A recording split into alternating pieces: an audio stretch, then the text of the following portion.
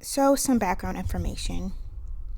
My maternal grandmother used to live in my childhood home with us growing up and would take care of my sisters and I while my parents were at work.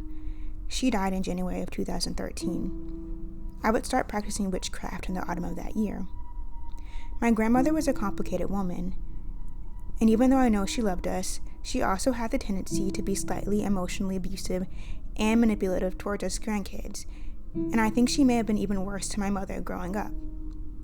She was also responsible for a lot of arguing on my mother's side of the family that took place due to who would care for her in her final days and how she would be buried, the remnants of which we're still dealing with today.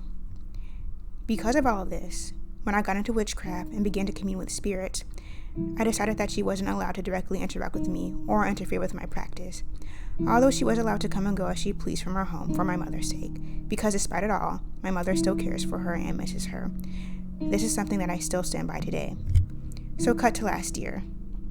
I had gotten pet lovebirds and had moved back into my childhood home, and since no one really used my grandmother's room since she died, it became the place where I would bring the birds out for their time outside of the cage.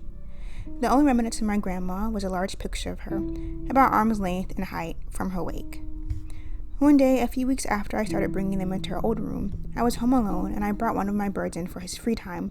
Everything was fine for about an hour, but then out of nowhere, I hear what sounds like 3 knocks coming from where my grandmother's picture is, and the bird just freaks out.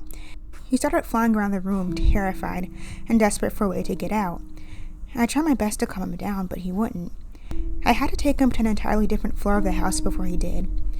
Later I checked if maybe someone else had knocked on the door or came home, but there was nothing. I thought maybe it was the pipes, but I know how the pipes sound, and it wasn't like that. This sounded louder. It sounded like when a person knocks on your door. After that, things more or less went about as if nothing happened, although the picture began to fall onto the floor pretty frequently. Eventually, my mother took it out of the room altogether, and it hasn't fallen since.